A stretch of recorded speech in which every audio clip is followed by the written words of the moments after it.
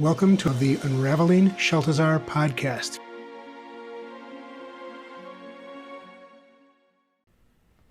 Hello, Jeffrey. How are you today? Good, Mark. And how are you? Good. We got a bit of snow here, so I've been, my back is tired. But other than that, it's all good. Yeah, we got some snow as well, and cold weather, and just past Valentine's Day, which was the the celebration of love. But everything, every celebration these days with COVID seems to be a little bit different than it has been in the past. Indeed, yeah. More solitary and more confined, I would say. Yeah, definitely. Yeah. I really am getting a sense that I'm developing an appreciation for the things I took for granted in the Right. past, and I think that's one of the big takeaways for me is that I think when it's over, I will come out with a newfound appreciation for those things that were small, trivial, that you took for granted, and I'm going to cherish them a lot more. Oh yeah. What do they say that gratitude is the pathway to enlightenment? Yeah, I mean it's those little things that make a difference, and that whole, we've talked about the idea, of COVID increasing our awareness. It certainly has. I mean, we've become more aware, more conscious of our day-to-day existence, which is where we spend most of our time. And so increasing our consciousness in that regard is a huge benefit, I think. So.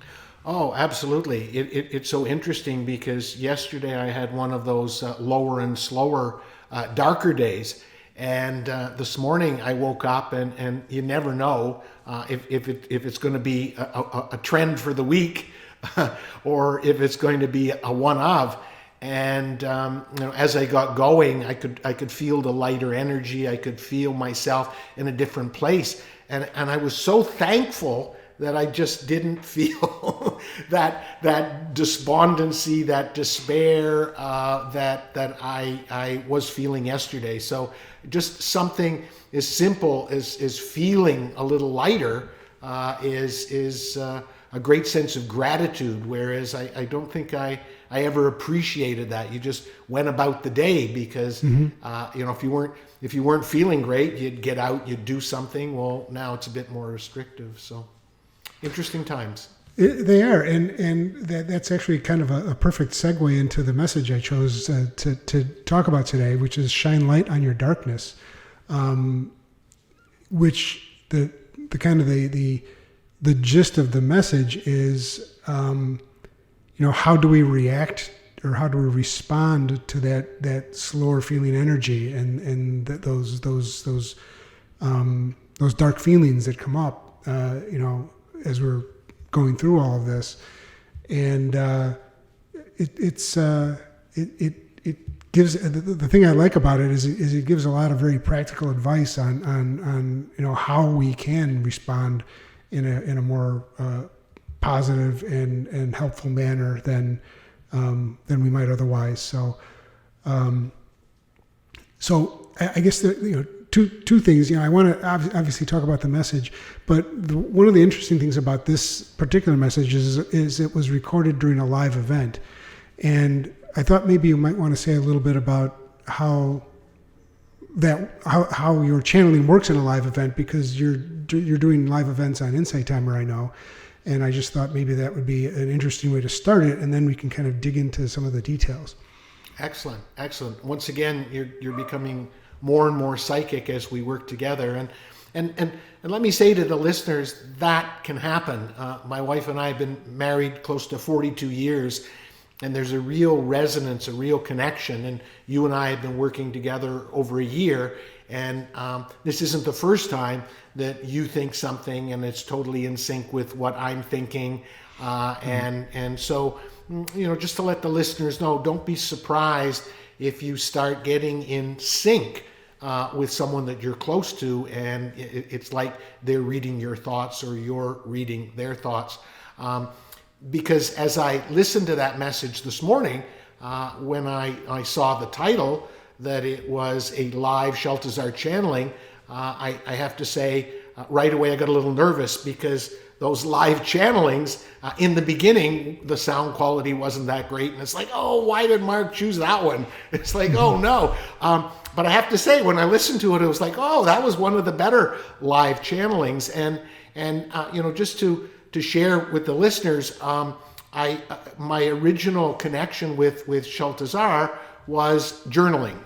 It was all journaled transmissions. I started by doing personal journaling, getting rid of my emotional baggage, and then I started asking questions, and there was this energy that was coming back answering those questions that I came to know as Shaltazar. And so even after I finished my sort of personal journaling, I would always channel Shaltazar in my notebook with doing handwriting. And through time that evolved a little bit, and I decided to have the courage to organize an in-person event. And so I organized a few in-person events, and it was always very interesting. I had to deal, of course, with the technical issues of sound quality, but the fact that not too many people showed up, but that was okay. And so we would stand around in a circle, and I would start to channel. Those tended to be a little bit longer. And what was really interesting about this message, Shine Light on Your Darkness, is the sound quality was pretty good. And I was even impressed with how the channel message came across. So, after those events started to dwindle a little bit, I went back to channeling through my journal. And then within the last 1 or 2 years, I decided to just speak into a voice recorder and channel that way, which was sort of emulating more of that live experience, but in the privacy of my own sanctuary. And then I would convert that audio recording into text and tinker around with it, and then record it in a more professional manner. In the last, I guess about 3 months, I decided to start doing some Insight Timer live events. And every 3 weeks, I do one called a Shaltazar live channeling. I'm doing one tomorrow, and it's going to be the third one I did. And that's turned out pretty reasonable as well. Insight Timer doesn't allow you to replay them, so I record them on my voice recorder and then transcribe them and put them out. And so Healing the Great Divide, which has come out recently, was one that was recorded on Insight Timer. And also Letting Go of Your Linearity was also one that was channeled on Insight Timer. So that's how the process of live goes. Just like I am finding different ways of communicating with Shaltazar, I truly believe that the energy of the planet is such that there is an opportunity for us to connect in different ways with the higher realm. So I invite people to play around with different ways, different mediums, whether it's written, whether it's voice recorded, whatever it is. The universe has increased the vibration in such a way that it's easier for us to connect. So messages are available to all of us. Tap in and start bringing yourself messages that you may find, like I did, that have a greater impact on humanity as a whole. Great. Yeah. It's almost like the veil has gotten thinner, right? And it's not as easy. It's not as difficult to see what's going on the other side. So. Right. And I encourage people to don't take it too literally. You and I are working on a project with Sarah Sanguino. We're doing the Shaltazar Oracle cards, the Wisdom of Shaltazar Oracle cards. and I'm doing a short Shaltazar channel message, and you're doing the commentary. And I know you've shared with me that commentary process is a channeling, and you don't even remember what it is you bring forth. So we are all capable of connecting in different ways. I encourage people to do so. Which brings us back to this message, because in order to do so, your energy vibration has to be at a certain level. If you're not able to handle the lower and slower, if you're not able to handle being in your mind and being able to shift out of that, then it's going to be a little bit more challenging to get your messages from the higher power. Right. Yeah. One of the overriding themes in this message, to me, or the thing that spoke to me, I guess, was the idea that this idea of qualifying the things that happen, the things that come into our experience, right? Throughout this message, Shaltazar is very careful in the use of the words good and bad, because they're a qualification that they say that in the spiritual realm or in the cosmic space they don't use. They don't judge things as good or bad. They just are, and that really kind of hit me, because it seems like so many of us, and myself included, things happen and we want to put them in that good bucket or that bad bucket, and if it goes in the good bucket, we want to, we naturally feel good about it. If it goes in what we are calling the bad bucket, that means that we should feel sour or dark or heavy or unhappy or depressed about it. And that the kind of the theme of this message seemed to be that basically they're saying don't do that, right? I mean, is that an apt statement? Yeah, absolutely. It was interesting when I was listening to it this morning. At one point, they talked about good and bad being in quotation marks, and they then explained why it was in quotation marks. And I'm sort of thinking, gee, why did they say that, right? Because they made it quite clear, and they repeated it several times, because the words good and bad, and one needs to understand, as you channel, you are channeling a sensory communication and you're translating it and transcribing it into words. So whatever it is they were sending me, the easiest way that I got the message is to put it in that good and bad bucket, that judgmental bucket.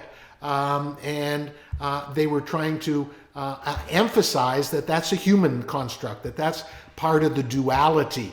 And they use that insight to help us understand, because a lot of it is shine light on your darkness, and that darkness often gets defined as bad.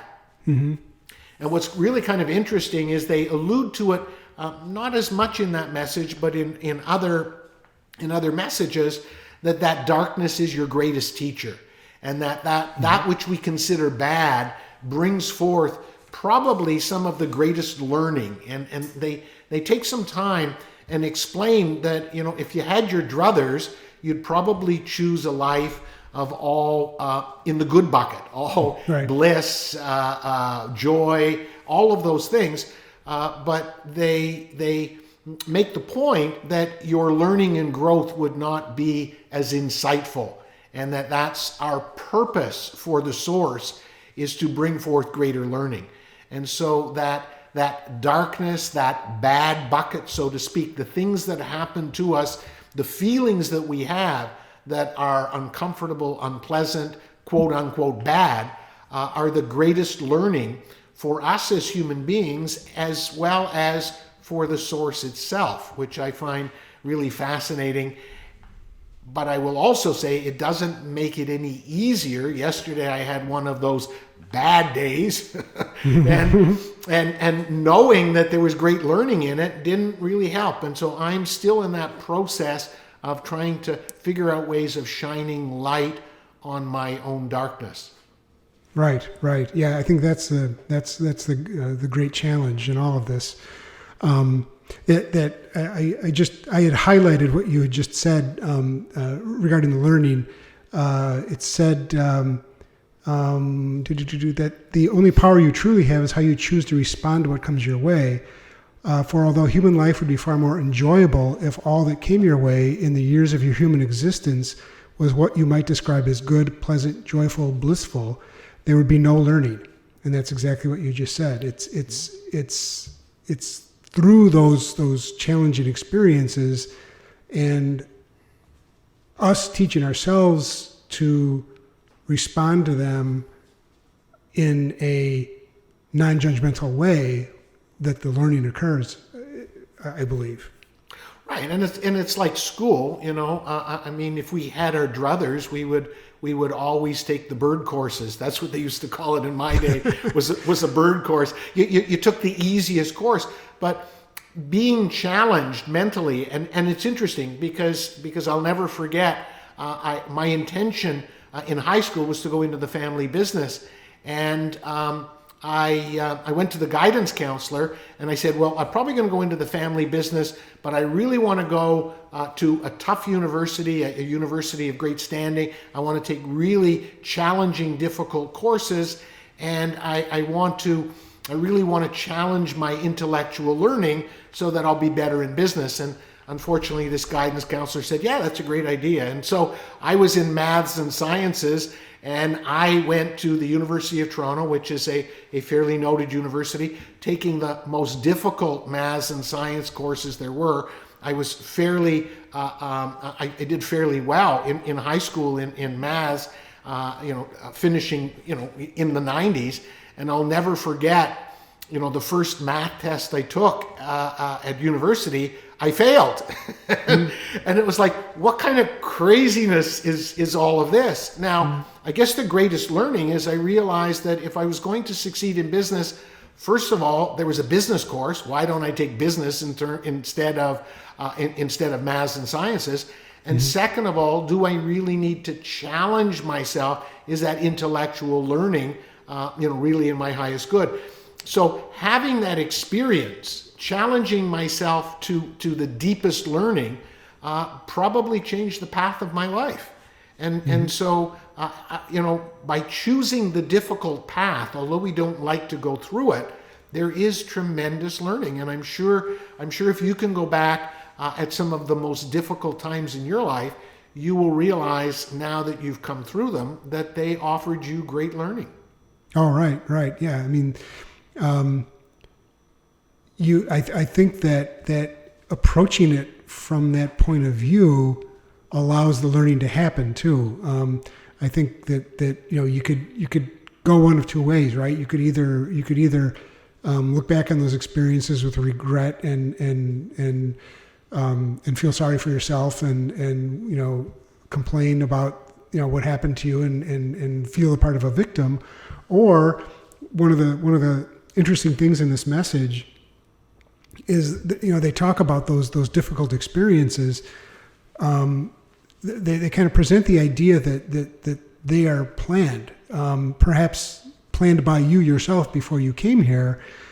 They're setups that allow you to work through something that will benefit you in the long run, like the no pain, no gain sort of thing. You have to lift the heavy weights so your muscles grow, and you're going to be sore for a few days, but you're going to be stronger for the effort. And that's kind of, I sense what they're saying here. And yeah, absolutely. I love when they talk about the setup by a part of you, but your higher self. And it's interesting. You talked about your perspective when you're going through those difficult times. And that's one thing that I've noticed is when I'm going through a challenge, I find it a bit easier on me knowing that there's great learning. And I think that's sort of what they mean, shine light on your darkness. And when you're going through those trials and tribulations, if you can realize that there is great learning and growth when you're going through them, I think it takes a little bit of the sting out. The uncomfortableness is still there. The unpleasantness is still there. But then there's this higher purpose and I've really convinced myself that out of every time I go through it, I've moved to a higher level of consciousness. I moved to a better understanding of myself. And that is true. It is definitely true. So one tip I give the listeners is when you're going through that difficult time, try to be easy on yourself and say, okay, I know this is like that tough exam. I know this is like the first time I rode my bike and I fell off and skinned my knees. Realize that this difficult, challenging experience is going to make your life more fulfilling, more enjoyable, and will allow you to move to greater understanding about yourself. Right. It says, the line in here is, begin to interpret what you would call the bad events in your life through the lenses of purpose. So, yes. and I think if you can, with me at least, if I'm able to achieve that level of awareness when the thing is happening or when I feel it starting to happen, you are able to kind of short circuit the negative emotional reaction, take a breath and go, okay, this is a test, or this is a challenge, or there's a reason for this. Let's just, be patient with it and be patient with yourself and see where it goes, versus, getting angry and throwing something or swearing or, berating yourself or all the other different, darker and negative, reactions you could have. We do have the power to choose how we want to respond, and that's excellent example. As you're talking, I'm thinking, us old guys, if we ever look back on those years of school when we really fretted and worried and stressed over a test or an exam, if we knew then what we know now, we would have gone into that test a little bit more chill, a little bit more at ease, a little less stressed, right? I mean, I would, wouldn't you? It's like, in the big scheme of things, what the hell? If I didn't get 90 and I got 70 or I got 60, who the hell cares, right? We spent all that time learning mathematics, and now the computers do it all, right? So the point I'm trying to make is, if you go back into those stressful times, for example, in school, and you realize I really would have chilled out a little bit more, I really would have taken the pressure off, then why don't we do that now? Why don't we think of these challenging days, these trials, these tribulations, whatever it is we're going through, as that exam? And you realize that the future you would look back at what you're going through today and would say exactly what you and I are saying about those exams. Yeah, take it easy, chill out. Don't take it so seriously. And so I think that's really important to put it into perspective. When we were going through those exams, there was no way we could take it lightly because we thought it was do or die. We thought it was the most important thing, those marks and excelling and getting into university or college or whatever. But in the big scheme of things, it wasn't. And so I think that's what they're suggesting when they say shine light on your darkness, is realize that if you can put it into perspective in terms of a whole lifetime and ease up on it, you will find that the learning is even greater. Great, right. That's a really good way to approach life in general, I think. It allows you a certain sense of detachment and the ability to treat everything as we're living in one big school, right? Yeah, absolutely. So it's interesting that we used examples of school, right? Because those tend to be stressful for most people. I don't know about you, but I don't know that many people that breeze through school. It tends to be some of those traumatic memories that we have. And so I think that you're comparing life to Schoolhouse Earth or being in school is an appropriate one. Excellent, beautiful message you chose. I can't believe. I think our time is probably just about up. It is. Wow. Yeah. We sped through another episode. So yeah. Thank you so much for choosing that. Just that final reminder. try to find some light in your darkness, no matter how difficult, how challenging. Certainly the pandemic is providing us with some really difficult and challenging times.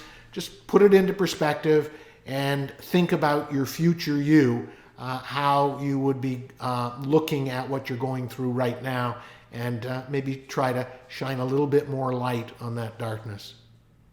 Excellent. Thank you, Jeffrey. Thank you, Mark. Take care. Love and light to everyone. If you have any questions about the Master Teachings of Shaltazar, we invite you to submit them to Jeffrey at jeffreyeisen.com, and we will make your question the topic of a future episode.